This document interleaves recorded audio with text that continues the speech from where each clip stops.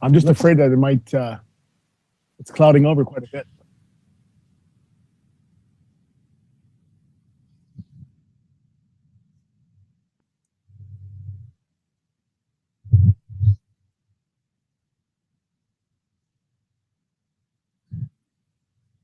Wouldn't be a show if you didn't fuck it up, Mikey. That's okay. They can hear me. We're not regulated by the FCC. All right, I can talk. So while the hippie figures out everything he screwed up, let's I'll run the show like I normally do. Look at it. It says, thank you for hanging in there. You part unbelievable. But anyways, today we got the guys from Bodega Cigars. We got Ron, we got Gino, and we got Stefan. Hey guys, how's it going? How you doing, Mike? How you doing, Mike? Very good, Mike. Thanks. We're doing good. We appreciate you joining us. I'm looking forward to the show. There's a lot. I know a little bit about you, so I don't know a lot about you. So I'm looking forward to the show. The guys were nice enough to, they're going to do a giveaway today. We got a shirt. We got, I don't know what to call it, a sampler box, I guess, or no? Yeah, sampler box. And they were nice enough to give it away. And they're all joining us from the cold Canadian air, except for Ron. He's in Canada, but he's so big he doesn't need a shirt. We're going to get Ron shirtless later on by the show. No one knows this. Yeah. That's how we go here. Somebody has to go shirtless. We didn't tell you guys, but it's going to happen soon. Ron's getting ready to hibernate. That's right. That's right. So, all right. So, Hippie, can you hear us now?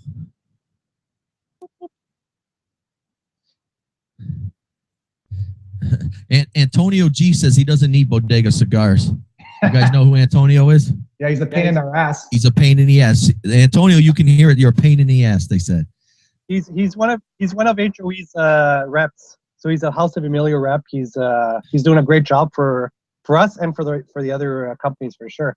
But he is a pain in the ass. He is a pain in the ass. Well, Antonio, thanks for joining us anyways. They're saying they got no video, Hippie. Just audio. That's what Foodie's telling me. But Foodie always has a problem, doesn't he? Foodie. You know Foodie? He's on Twitter, right? Yeah. All right, they have Old School's got video. It's Foodie. Foodie, you always got a problem. You got to get rid of that Windows unit and get an Apple unit. You won't have problems. That's why. All right, well, let's kick the show off here. So, again, we got the guys from Bodega Cigars. We'll try to point the questions towards each one of you so we don't have everybody trying to talk at once. But I'm sure out of the three of you, one of you is the one that talks the most. And right now, I'm assuming it's not Ron because Ron's been pretty well quiet the whole show. So it's either Stefan or it's Gino. So we'll see. Steph's the talker. Look at him. Look at the smirk on his face. Yeah. He's just sitting here all patiently. God, come on. Ask me a question, please. I want to talk. All right. Let's kick it off. Before we go, let me test this again just to make sure. Okay. Oh, now, God. Sorry. I had to get rid of our Stogie411 logo at the bottom because I couldn't add anything else into our shot. I told you not to do it. I had to add my microphone. So just like my wife. Hey, just... I can kick Mike off if you would all like. I can get rid of him, and then we can have the logo and everything. Dude, I'm the sexy one of the show. Don't do that. The ratings will go down even worse than they are. Go ahead, brother. All right, so let's kick it off. So, Stefan, I'm going to start with you because I know you're itching to talk. So, why don't you tell everybody a little bit about Bodega Cigars, how you guys all came together, and just give us a little background before we get into the blends and everything else. Sure. So, essentially, the four partners are childhood friends from Ottawa, Canada. And, we've been smoking for a very, very long time. And inevitably, when we got together to smoke, there was always a little bit of something to drink and food. So Gino one day said, it'd be really good. I mean, we're so passionate about smoking, whatnot. We should, consider maybe getting into the industry. Not really thinking about doing our own cigars per se. But one thing led to another. We're all entrepreneurs. We all do business together on other things. So we decided to kind of delve into the cigar realm. And with Gino's persona on Twitter, we were fortunate anyways that he was able to touch and reach some very important people in the industry who really, really took their time to talk us through the actual industry of getting involved. So the concept was simple for us. We always get together. It's always about reunion, togetherness, connectiveness. Hence our concept with reunion, which means togetherness. So that's how we got into the industry, and a bit about Bodega and how we've all met. So Nice. Yeah, G. I know when G first came on Twitter, I'm not on as much as I used to, but he was definitely ramping up on Twitter, and he did interact with a lot of people fast, and he did interact with everybody. So, kudos to him for doing that. It definitely. I appreciate that. Definitely has helped. And and a big thank you goes out to Jose Blanco. He really helped us out. He really guided us along the way. And we work with one of the oldest factories in the world out in Nicaragua, and we're blessed. We're lucky. Yeah. Our product is what it is because of who we work with. Yeah, well, that's true. It takes a team to make everything happen. Well, let me ask you guys this, and any one of you can chat in before we get into the blends. How did it all come about falling under the house of Emilio? I mean, in my opinion, it's probably one of the smartest decisions, I think.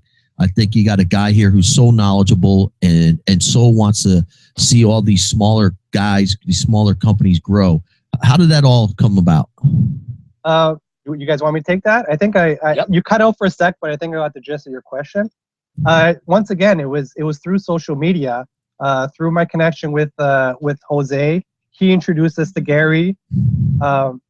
He basically, took us under his wings, liked what we were doing, liked our concepts, and that's how it came about. Nice. You got anything you want to add there, Hippie? Well, no, I just want. I mean, Jose Blanco is such a great guy in the industry. I mean, I love talking to him, hanging around him, everything else, and I think it's really nice to hear that he helped you guys out, get out there, get started, get into the cigar industry. And I'm with Mike. I think Gary did a great job over there with Emilio about opening up for a distribution for a lot of the guys. You might have had another year or two before you come out if you couldn't get distribution out there right away. I mean, it would take such a long time. Exactly. I think that's great. Exactly. No, exactly. He was key for us for sure, and we're grateful. Agree. Yeah.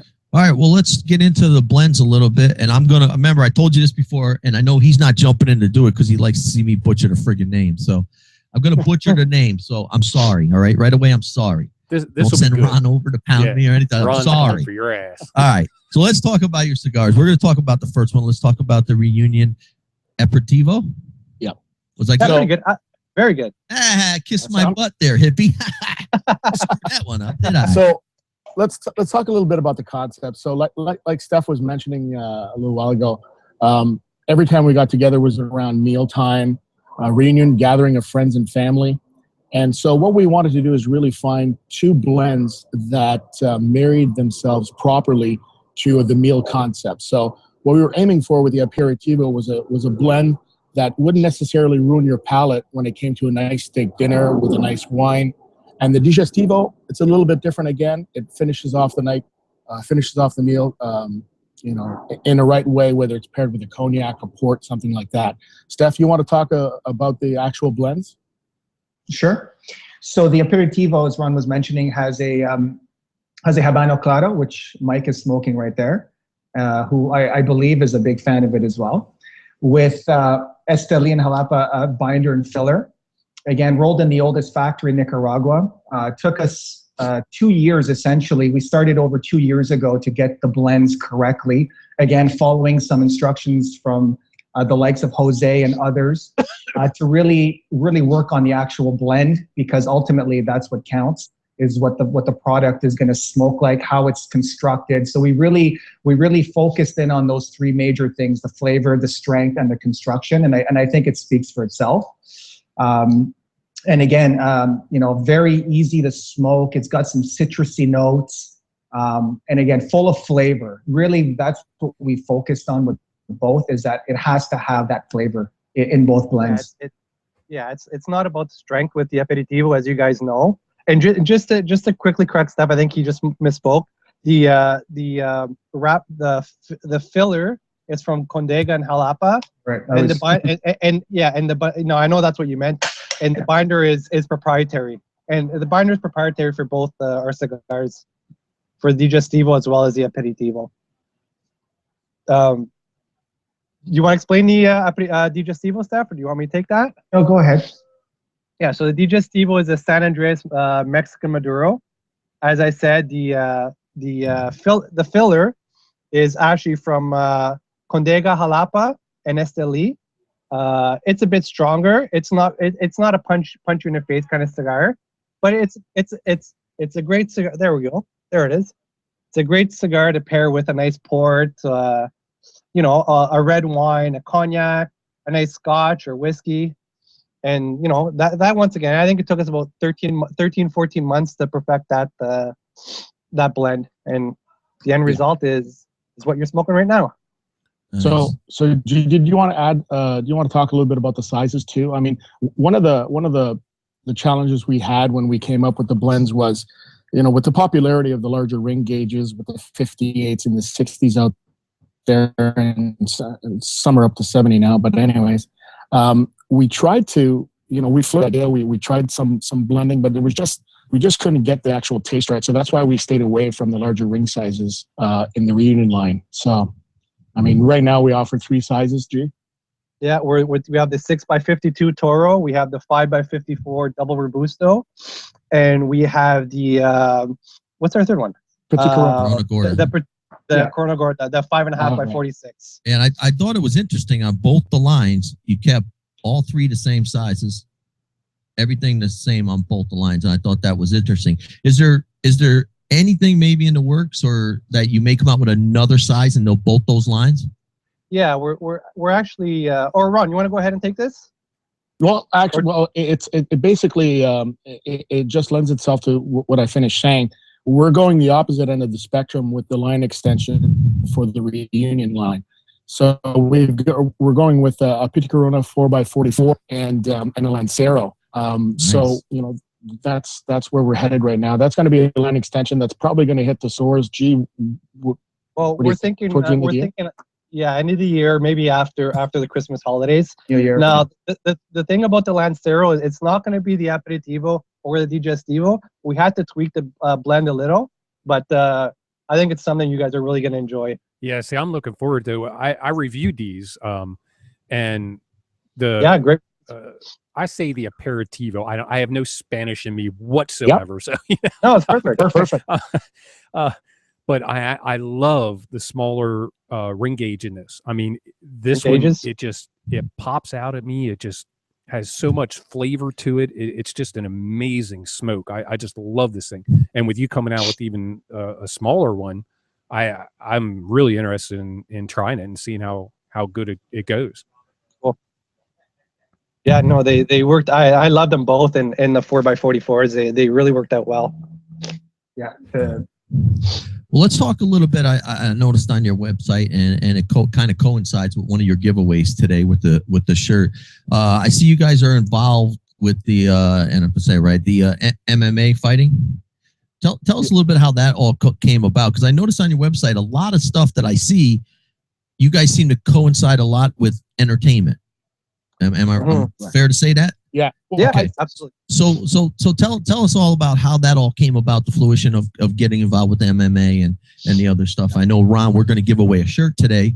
The guys are nice enough to give away a shirt, and it's not the one Ron's wearing. They're all getting excited in the chat room, Ron. I'm sorry. I'm just repeating what chat room's going on. They're all getting excited, thought it was your shirt you're giving away. But Ron, they're going to give away a shirt today. So tell me all a little bit about that, how that all came about. So basically, yeah, you're right. I mean, we do a lot around entertainment, but basically the MMA or the Mitch Gagnon UFC angle is more about the brotherhood. So we have a Canadian bantamweight. His name is Mitch Gagnon. He fights at 135, and basically he's been smoking cigars now, I'd say for maybe 5-6 years, and we're personal friends with him. We've always hung around. We've actually trained with him a little bit, and we okay. We basically wanted to do something with him as far as supporting him and his clothing line, Constant Aggression. So obviously the laws and the regulations around tobacco advertising within entertainment venues, within sporting venues is a no. But we're able to do something with him when it comes to after parties and such, and we're able to help him out financially when it comes to training and getting him ready for his camp. So he's won just this past weekend in Halifax. He won his 4th in a row in the UFC. He's won a few fight night bonuses, submission of the nights.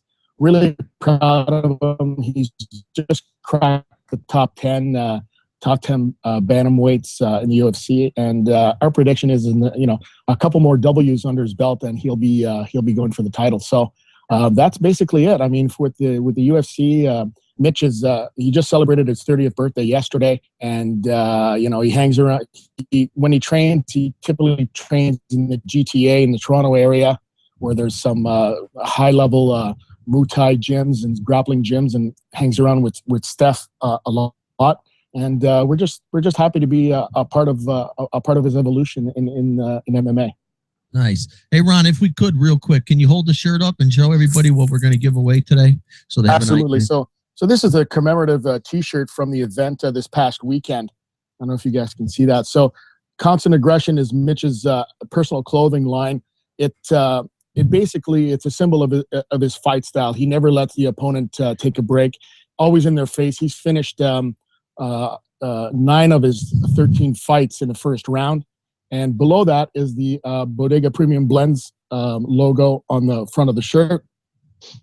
On the back of the shirt, you've got a commemorative logo with UFC Fight Night 54. You've got the reunion medallion, and you've got the website and also the date, which is 2014-10/04, which was last Saturday in Halifax. Nice. So real nice shirt. So somebody's going to be lucky enough today to win that with the sampler pack, and it will be signed. Yeah, and I just want to add that. Yeah, it's going to be signed by Mitch. Exactly. Okay, there you go. It's also going to be signed. Look at that. So even better. All right. Now we really do know him. Yeah, we do know him. Yeah, I mean, yeah. These are just some of the things that, out of the box thinking that, typical cigar companies don't usually do. Mm-hmm. As far as a boutique company associated with House of Emilio, we've got a little bit more independence. We can do a little bit more when it comes to stuff like that. And it's basically, once again, it's all about the brotherhood and the fraternity and the sisterhood that we're building along with our brand. And I wanted to ask, I know, well, Mike and I are both here in the United States, and you guys are in Canada, so it's kind of interesting to hear. Here in the United States, I mean, you say anything with tobacco, and it's like, oh my God, you might as well just kill yourself right now. And how bad is it up there in Canada? I mean, with the advertising, with everything, I mean, is it basically a no-go like here? Yeah, it's very similar to the United States. I mean, and I think even worse in some instances where, we can't smoke in tobacco shops here, even if it's a licensed tobacconist. They're even municipally owned golf courses, obviously owned by the state or whatnot. You're not allowed to smoke on their golf courses. I mean, it's getting to the point where it's terrible. There is. Go ahead, G. Sorry, Steph. We're taxed at almost 100% here. So, like Mike, you're in Pennsylvania, correct? So there's no taxes. No cigar tax. Yeah. So exactly. So the $5 cigar that you're smoking, we're paying probably $18 for it. It's insane. Yeah, I know. Well, we visited. I was actually up in Niagara Falls. My wife and I went up there for a honeymoon years and years ago, and I remember. I mean, it was just ungodly, some of the pricing for the cigars up there. No, it's ridiculous. It's like, well, Mike is closer to you guys because he lives in New York, so he knows about high taxes there too. Right. Yeah, I know about a lot of things. High taxes, terrible laws, bad politicians, but we won't get into that. I get enough letters. Yeah. But yeah. Well, you guys didn't have Mayor Ford, huh? You guys heard of him? What's that? A politician. Mayor Ford, Rob Ford. No? Yeah. No. Oh man, I'm shocked that you guys haven't heard of him. He's the Toronto mayor. He was on Jimmy Kimmel? Jimmy Kimmel. Yeah. They made fun of him on Saturday. Is he the heavier set guy? Yeah, exactly. Oh yeah, that dude's nuts, man. Exactly. Crazy. But you know what? He's nuts, but he seems to be honest and funny. I don't know. Well, I don't know about honest. He's funny, all right. I thought it was funny when he walked into the camera. That one interview and he was flipping out at the guy because he smashed his face on the camera. Yeah, but he's out. That dude's out there, definitely. And Mike, that was a good day for him. Yeah, that was a good day. Hey, you know what? He was sober. Listen, he makes me laugh. I'll trade you my governor for yours, and you tell me which one you like better. Let me tell you what, you won't be able to walk outside and take a piss. Oh, my guy comes up there. But anyways, that's a whole nother story. Let me ask you this. The one thing I noticed, I'm a freak about bands on cigars. To me, it's the first thing I look at when I look at a cigar. To me, I always relate it to a steak dinner. I look at my dinner first, make sure it looks nice before I enjoy it. And I'm a band freak. When I looked at your band, I got to tell you, it's very elegant, but very masculine.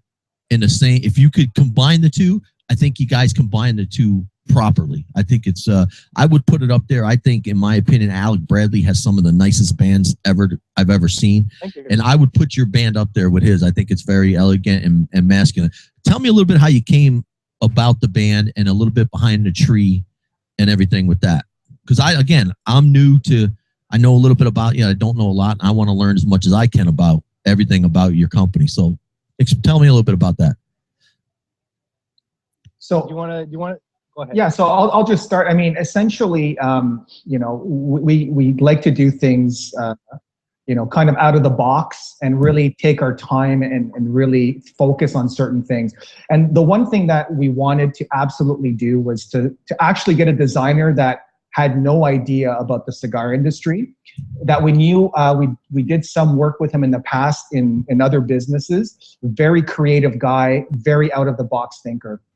And so when we brought him kind of our concept and whatnot, we essentially gave him carte blanche. We said, this is who we are, this is the concept, and this is kind of our thoughts around it. So we didn't put any barriers around him, and he just went hog wild.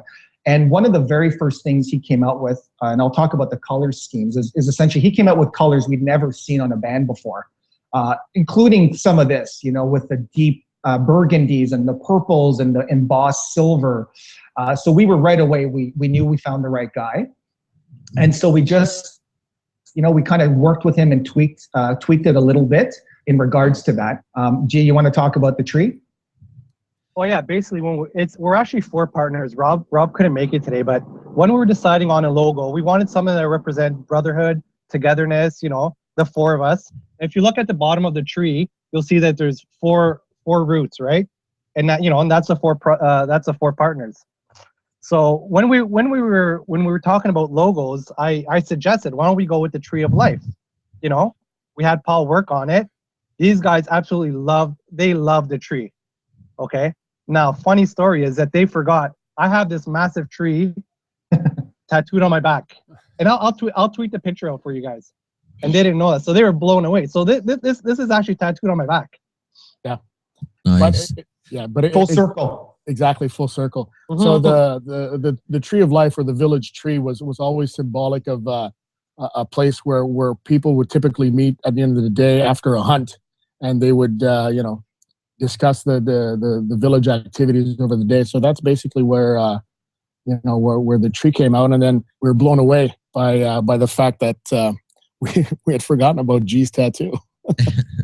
Well, I like it. I like the purple. I think the purple's subtle. It's not a smack in your face purple. I think it goes great with the burgundy and the. I think it's an excellent band. Again, like I said, kudos to whoever designed it. Kudos to you guys. I put it up there with Alec Bradley bands, who I personally think make some of the best bands there is, period. And I know people are like, well, it's about the cigar. Nah, it's about the whole thing. It cost you guys money to make that band. That band distinguishes you from other cigar manufacturers, you know what I mean? Besides the tobacco. So I think it's just as important as the tobacco in there. So that's why I'm a big freak about the band. It's about the details, right, Mike? And I mean, from the band to the box to the blend. Absolutely. For us, that's the only way we know how to do things. Absolutely. It's to really delve into the details, because at the end of the day, as you said, maybe not everybody cares about it, but some people really do think it's important, and we think it's important, most importantly. So sure. Listen, you can make the best cigar in the world and not put a band on it, but who's going to know it's your cigar? Right.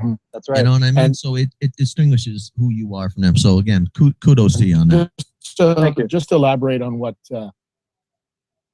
just to elaborate on what Steph said, oftentimes boutique cigars lose their place on the shelf. So the whole idea and the whole concept around the Reunion brand is both cigars tell a story. So if a tobacconist or if a cigar aficionado can come into a shop and be attracted by a band first, and then learn about the story later, learn that one is really designed to be before dinner, and the digestivo, is for an after dinner kind of a smoke, and then once they learn to appreciate the actual construction of the cigar, the blending, the taste of the cigar, then by all means you can enjoy it any time of day. We're not, we're not that naive to think that every person that walks into a brick and mortar is going to buy an aperitivo before and a digestivo for after dinner.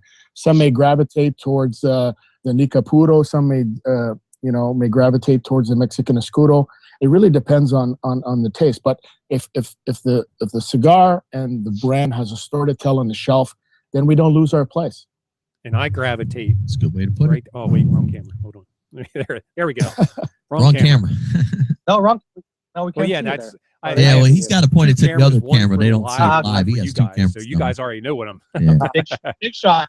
Yeah, he's fancy. But yeah, I absolutely love this cigar. I mean, I think it's one of the best cigars I've had this year so far, and thanks. I smoke a lot of cigars. It's funny because, like I was saying before, we're 4 partners, and 2 of us gravitate towards the aperitivo, and Steph and Ron gravitate towards the digestivo. So we're always fighting. Yeah, that's usually the way it is when you got that many partners, right? Digestivo. Yeah. Well, let me ask you this. I got a question for you. What are the challenges? I mean, you guys are relatively new. What are the challenges as a small company? I'm going to say boutique blend. What's the challenges that you guys face getting? I mean, being under the House Emilio, I think, has to help. But getting the challenges of getting into these brick and mortars and getting your stuff in there, because there's so many cigars and so little space. So what are some of the challenges, and how are you overcoming those challenges? We realized that our biggest challenge anyways is to try to get the cigars into the customer's hands. And that's essentially just grassroots stuff, very basic understanding of the marketplace. And we're spending a lot of time, and we know we need to spend more time. And luckily there is 4 of us, so we can spread ourselves a little bit, we can spread ourselves a little bit longer or wider than some other boutiques, and we're fortunate about that. But it really is just to get it into the casual smoker and the brick and mortar guys' customers' hands and get them to smoke. That's the biggest challenge. Of course, real estate on the shelves is a huge problem. But what we did early on, and I don't think we talked about it, is that we thought, again, we go back to how we focus on the little details. And before we launched, we knew that was going to be an issue with the retailers. So what we did is we came out with 1 box that carried 10 aperitivo and 10 digestivo in the same box. We thought about how we could make the retailer not say no. And so when the sales reps from House Emilio go in and kind of pitch the concept, and they say, look, you're only going to get 1 box, but you're going to get 2 facings. It was almost, it was really easy for them to say, you know what, I'll take a flyer on it. And our challenge now is just to continue to follow through, go to stores, keep handing out cigars, and doing what Gino does on social media is, talk it up, send as many cigars as possible to bloggers and reviewers such as yourselves. And, it continues to be a challenge, but, we got to keep getting out there. Yeah, we don't have the marketing dollars that someone like Alec Bradley or, Jonathan Drew has. So, we rely heavily on social media. Unfortunately, we don't have the kind of money that we can have a spread out in Cigar Aficionado every 2 months, but it's a slower process, but it's been working for us. Now, to go along with that question, I'm curious. Right there, 4 guys are involved. How hard is it for all 4 of you to actually agree or meet up or get together and actually resolve any problems or resolve the blends and things like that?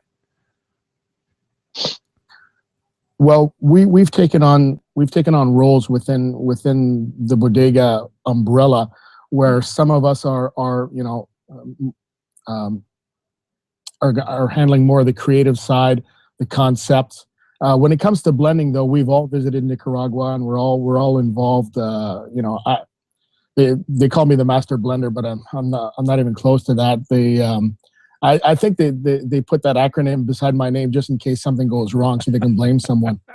But No, essentially when it comes to actually finalizing all the blends, we all have an equal share of say. And like Gino said before, I mean, you're not supposed to like, you're not supposed to like one child over the other. But Steph and I seem to pull towards the digestivo, where Gino and Rob like the aperitivo. Now, having said that, I mean, I enjoyed an aperitivo this morning, so.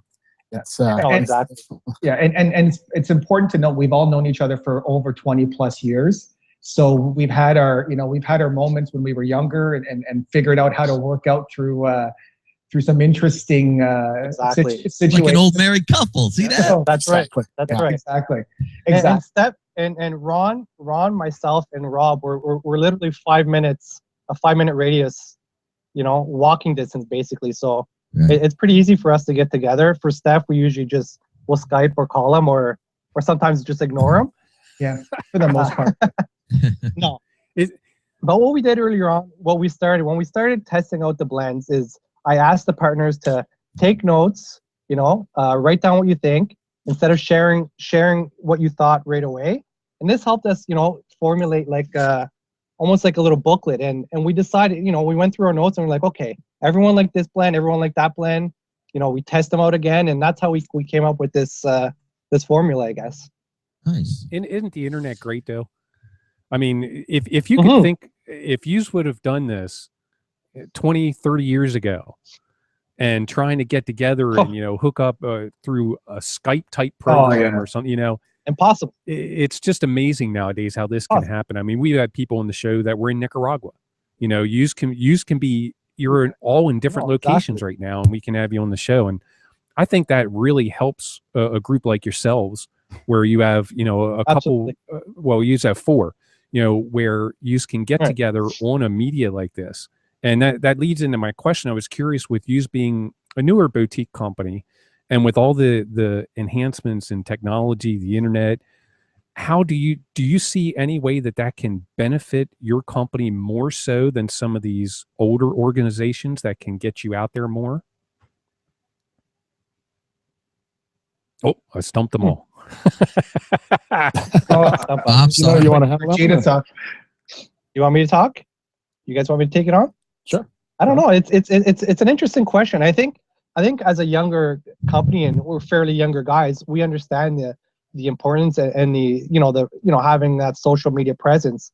Whereas I see like the older companies, they're still relying on the old school, going into the brick and mortars, which is great. We still do that, but I think that they don't focus on the social media side of things and using technology to their advantage, whether they don't feel a need to or they don't know how to.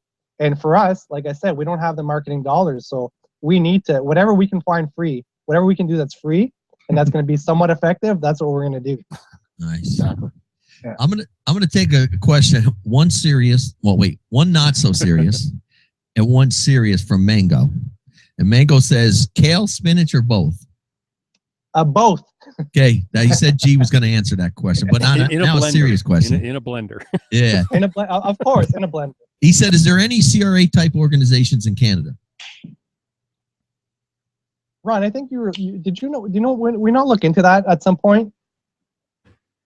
Yeah, so we tried to get an affiliate program here up in Canada, but the winds have shifted in Canada way, the rules and regulations have already been in place in Canada for the last probably 10 years. So, I mean, for us to fight the battle here would be a losing campaign. What we're trying to do with CRA in the US is basically try to stop what some of the changes that we already see here in Canada. For example, some of actually all the brick and mortars here in Ottawa, you can't actually walk into Humidor and look at the cigars. You have to look at basically a catalog and a list, and a lot of the choices are made just like Gino said by whatever cigar aficionado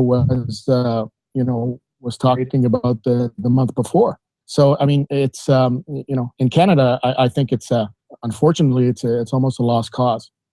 That's a shame too. I mean, and like you guys said with the CRA here, I mean, they were actually talking about that, with the new regulations about the same way as your cigar shops are. You can't go into a humidor. You know, you can't pick up a cigar. Somebody has to get you a cigar, and that's just. Yeah. I just don't understand it. I mean, I can understand. You know, you don't want children at these things. I understand that. You know, you don't want children around the smoke. I understand that. Right. But if you're an adult, can't you make an adult decision? I mean, you can go and drink a beer at a bar. Exactly. Right. But you can't Right. even pick up your own cigar. It's, Yeah. The only exception to that, I'm not sure if it's a federal thing across Canada or just in Ontario, but you have, in order for a store to have an accessible humidor, you have to have a tobacconist license. But of course, those are going on the wayside just because of the sheer regulations. You know, a lot of people aren't smoking anymore just because they can't. There's nowhere really to smoke. So it's unfortunate, but that's where we live right now. So Big brother. Yeah. Anyway. yeah, I was interested in that too. I mean, when Joe asked that, it was just, I knew there were a lot of laws. I didn't know actually how many until you actually started saying. But like I said, I visited years and years ago, and it was even bad back then, I thought. Yeah. But now the only good that you do have access to Cubans. correct. We do. As long as you can take out a second mortgage on your house to afford it. Well, I was about to say that as long as you want to take out a second mortgage, you can go ahead and buy a box of Go ahead and smoke your Bohicas. Yeah. If you want to spend, I think, what is it, $800, Ron, for a box of For a 10? box, yeah. 800. BK 52 is 56. Yeah, 1100 for the 56. I think it's insane. Wow. Well, they're 350 in Cuba, which is still significant for a 10-count box, but Jesus. better than 1,000. Yeah. Well, now speaking of that, how do you guys see yourselves? You're not overseas yet, correct? We are Do you not. see yourselves going in that direction? Yeah, Absolutely. Go ahead. Go ahead, Steph. No, go ahead. Oh, I was going to say absolutely. We do have interest. We do have interest in some part distributors and some brick and mortars directly that we're negotiating with. However, we are again detail oriented, so we definitely want to put the majority of our efforts in the United States. We don't sell in Canada for the obvious reasons we just spoke of, but we do offer our cigars to our Canadian customers and fans, Geno's fans, I'll say on Twitter, through an online retailer, Atlantic Cigars, and Cigar Federation. But we do have interest overseas, and we are looking at that. But like I said, at this point, the focus is to really establish the Reunion brand, bring in the new sizes, and then we'll tackle that when we get there. Is what's great. Atlantic Cigars in Pennsylvania. Yeah. Exactly. Great guy. Yeah. Well, let me jump ahead. Let me do this. I'm going to do this. I know you're focusing on the 2 lines you have. You're focusing on some new sizes coming out. There's got to be talk. There's got to be something about a new cigar, right? There is. Is there anything that you can throw out there now that we can look forward to? Give me a sec. I'll go grab a couple samples, guys. Oh, look at this. Usually I get no comment. Is this thing on? Is something wrong? Give me a sec. I'll try and find a couple. Okay, go ahead. And we'll get Ron to talk a little bit about kind of the idea. So exactly. So our first concept was around the gathering, around the reunion line here. Again, it's a reflection of when do cigar fans actually enjoy cigars. So typically, we take a look at our surroundings. We either enjoy cigars like we are now in a group, or after a hard day's work, we're going to be relaxing alone, contemplating on the activities of the day. So again, we're coming out with a binary concept that's going to be called reflection. And basically, this time we're working with Ecuadorian tobaccos, a Connecticut, and a darker tobacco. And these once again are going to be it's going to be a binary launch, 2 cigars into 1 line. One is called the Profundo, and one is called the Reposo. And so Geno's, I'm not the bands are finalized. Is that correct, Steph? Correct. We're still tweaking the blends, but the bands are done. We think. You never know. Give us an hour, and we're going to start fighting after the show, guys. As it stands now, we have the stamp of approval of the 4 on the actual bands, again, very unique, which again, complementary to the Reunion.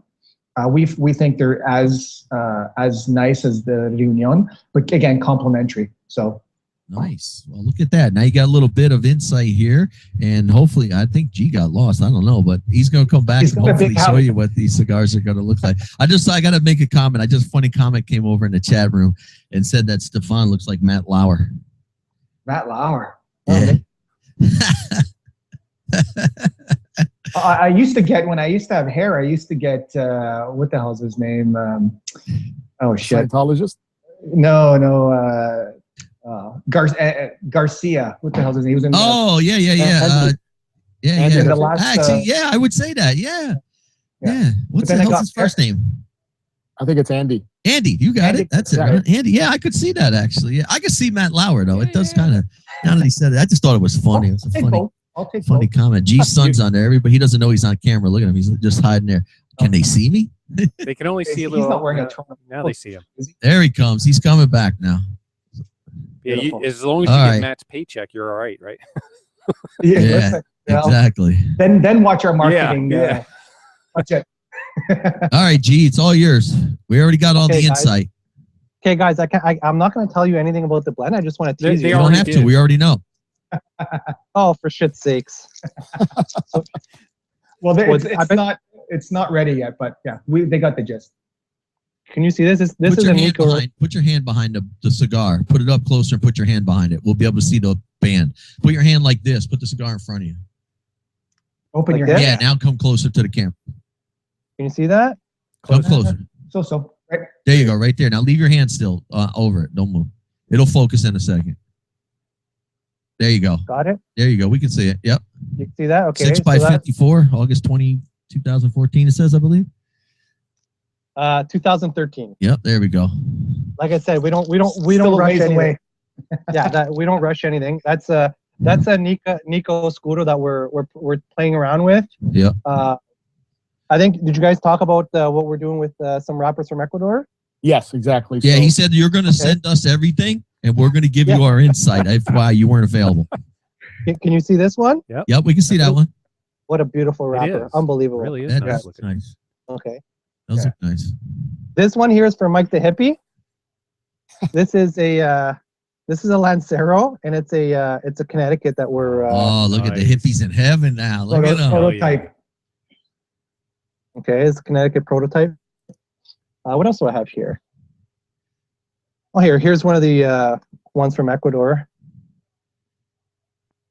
There you go. Now I know where all the samples are. Yeah, look, Stefan's like, wait, I don't have any of those. I didn't see look that at my before. box. What's What I that got? one from? Well, as soon as you get them, you smoke them. Yeah, that's true. Wasn't that the concept? I'm a bit of a whore. Yeah. Well, here's another Lancero. This is the aperitivo, but like I said earlier on, we've had to tweak the blend slightly. Yep. So it's actually not going to be the aperitivo. It'll be a almost like a hybrid of the aperitivo. Yeah, Exactly. good word. Nice. But I have to about commend you on that though. I know there's manufacturers out there that no matter what size cigar they do not really tweak blends that much. You know, they could do a Connecticut and then do a Maduro, and all they do is change the wrapper. And I know it happens.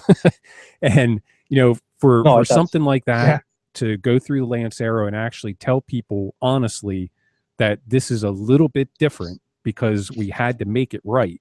I applaud you guys. Right. I think that's very forthcoming. I think sometimes we're a little too honest, and maybe that gets us in a little trouble. But like I said, if you look at the band here, it's August of 2013, so we're definitely not rushing things. Right. I mean, this has been a year now, right? Well, actually, a little over a year now, 14 months, and we're still tweaking it.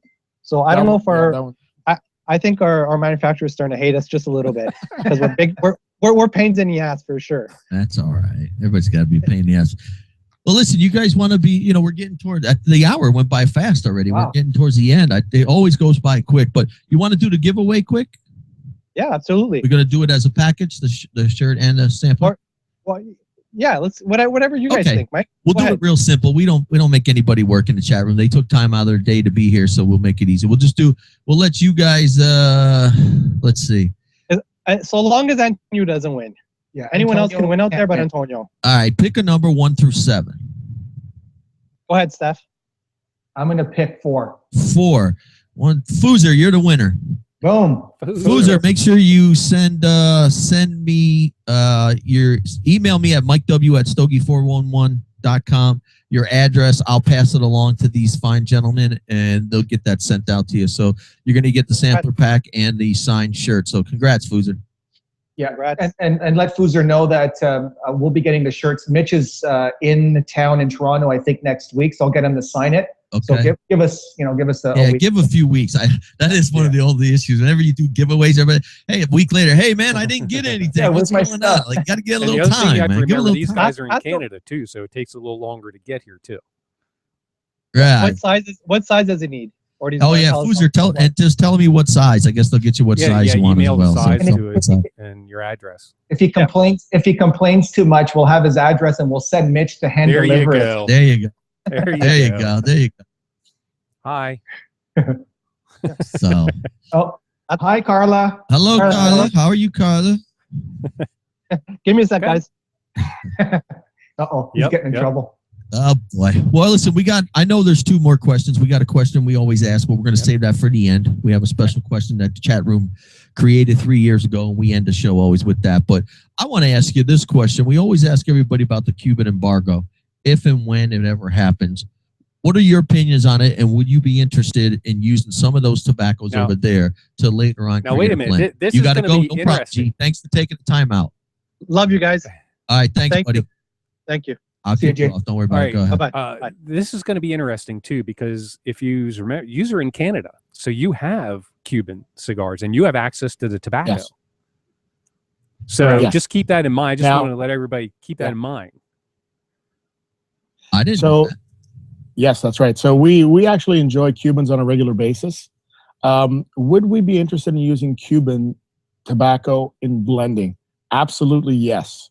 Now, the difference between, because it's a 2-part question, if the embargo was lifted, let's say tomorrow, and Cuban cigars would be available, in the U.S., I think a lot of smokers would enjoy them at first, but then they would probably notice that they don't necessarily have the complexities that some of the blending that we can come up with different types of tobaccos around the world, whether it be Dominican, Nicaraguan, all kinds of tobaccos from all over the world. I mean, inside of Cuba, you do have regions like Pinar and other regions that grow fine tobacco that have certain subtle differences between one end of the island and the other. But essentially, it's the same tobacco from start to finish. Now, would we be interested in using some of that tobacco in some of our blends later on? Absolutely. There's some great tobacco being grown in Cuba, and we enjoy some of them. It would definitely complement some of the other tobaccos that are out there. I mean, there's no question about it. But exactly. Would we go with a Cuban puro? Probably not.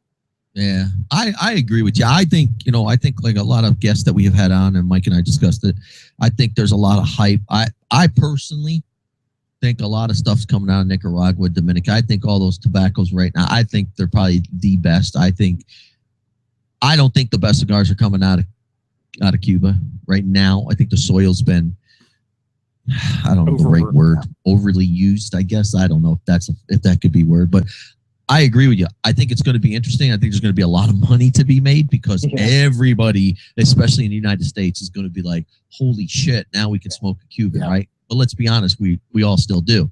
But they're really going to be like, holy shit, we can smoke Cuban now. So I think that's going to be flooded. I think there's going to be money to be made, but I don't think they're going to be able to keep up with the tobacco once that opens up, first of all. I mean, that's the number one concern that even we talk about all the time.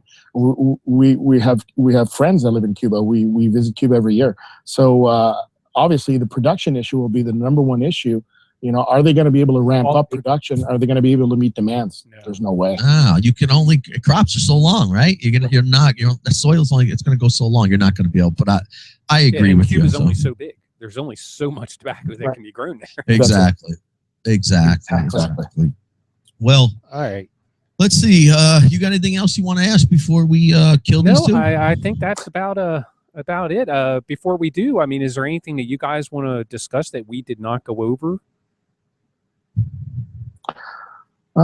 We'd just like to welcome on board some of the new hirees, some of the new reps from House of Emilio. We're actually growing as far as the sales force goes across the country, and we're going to be working with these new guys towards the end of the month and towards the end of the year. So just a shout out to our new colleagues at House of Emilio. Yeah, we'll have a longer reach now, a bit of a deeper reach in terms of some of these brick and mortars that people have been asking us, can we buy them here and there? So this will definitely open up House of Emilio and of course Bodega to a lot more people. So we're really excited about that. That'll be interesting. So you guys will have to look locally and find out. You might be able to get them soon. Absolutely. Exactly. Nice. All right. Well, it's that time of the show. It's time to say goodbye. But before we say goodbye, we have to ask our chat room question. And the chat room created this question 3 years ago, and we like to ask it. So we're going to kill you. You're both on your deathbed. You got one cigar. What size? What cigar? And then you're dead. Yeah, that's the same reaction we always get. But you got to pick one. Oh, man. Now, it could change next year. I don't know. Next time you're on, it could change. But for now. Okay, so if I couldn't pick a Bodega, tomorrow. Well, no, you can pick a Bodega if you want. Oh, wow. Okay. For me, then the Bodega de Corona Gorda is currently my favorite. I think the size, just in terms of the flavors and the complexity you get from that size and that cigar, 100%. I would die a happy man. Okay, then what if it wasn't a Bodega? So I'm very, very partial to the Oliva Master Blend 3, the Double Robusto. Okay. I've been smoking that for a long time. Okay. And it's something that I continuously go back to. When I'm traveling to the U.S. and I got my humidor bodegas, I'll always try to get a box or a couple sticks when I'm down there. So nice. Ron? Yeah, for me, it's anticlimactic, but it's the My Father Blue Label Torpedo. It's a go-to that's always in my humidor. Don't get me wrong. Steph put me on the Masters blends 10 years. When did it come out? 10 years ago? Something like that? It's a long time. Yeah. And they're fantastic sticks. But for me, the Blue Label My Father is always a go-to cigar. Nice. Very nice. Can't complain with either one of those, any of those. So that sounds like a good thing. Definitely. All right. So, I guess that's it. Now the only, one question we didn't ask you guys, I guess we should ask it before we killed you, but a lot of people always ask, what other cigars are you smoking other than your own that you're really enjoying? Oh, yeah. Well, in terms, we're fortunate that we have a brotherhood in House of Emilio. We get access to a lot of their cigars, the Nomads, obviously Ezra Zion, 1502, and Epicurean. Recently the 1502, the Emerald, I'm very partial to. That cigar. And then outside of that, Ron was he gifted me, which is very nice, the Petit Mundo. Monte Cristo from Cuba, which I only have 2 left, and I'm guarding them with my life. So, yeah, well, exactly to Steph's point. So when we traveled to Cuba, I know the number 2 was voted cigar of the year last year, but for me, when I gravitate towards a cigar, Cuban cigar, it's always the Petit Mundo, the Monte Cristo Petit Mundo, just the perfect size for me. It's a little bit larger ring gauge, shorter stick, yeah, that's, I've already talked about, I'm a fan of My Father, so I've got a slew of cigars in my humidor right now, but if it's going to be a Cuban, it's going to be the Petit Mundo for sure. Nice. Now, I do have Hiques as well, but...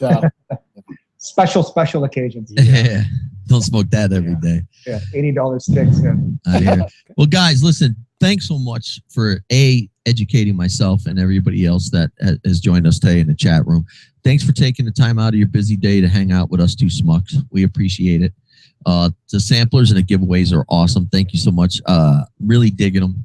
I wish you nothing but success. And anytime you want to come back on, you're more than welcome. It was a fun time, and I hope you guys enjoyed it. Absolutely. We definitely will. And once we settle on the bands and the new line, we'll definitely come on. Sounds good. All right. Thanks. And thanks for giving us that little sneak peek. Poor G's over there. Well, we're not going to tell you about it. Yeah, we already know. Just show the cigars. You took too long. get off, there's going to be a fight. Exactly. All right, guys. Well, thanks. Have a good day. Thanks a lot. And we wish you the best. Thanks, See you guys. later. Nice All right, guys. Talk soon. Bye. All right, Take care. All right. Well, what a show. Time flies by, man. Let me tell now you. To everybody, the screen's going to be a little messed up here for a little while, just because there's. Yeah, don't worry about that. Yeah, there's too many. We never had 5 guests Yeah, on. That's the first time we had 5 that guests. was ever since we've went to Wirecast, I believe this is the first time that there it goes. Now the screen's back to normal. Now I think it went well. But yeah, what a great show. I really do. I really liked having multiple guests like that on. I think it really helped out, with them being able to discuss things and tell us all the things. Yeah, it worked out good. So again, thanks to everybody in chat room. Congrats to Foozer for winning that sampler and the t-shirt. Make sure you send me your size, address to MikeW@Stogie411.com. I'll make sure you get it. Thanks to everybody in the chat room for taking the time out and hang out with us too, because without you guys, the show doesn't matter. It was a fun show. Thanks to my buddy over there for being me, dealing with the pain and getting back to the shop. We needed that. But yeah, so great show. And we'll be back in 2 weeks with Doc Stogie Fresh. Looking forward to that show. That'll be a have great Doc show, on our show, so that's going to be a fun one. So we'll see everybody in a few weeks. See ya.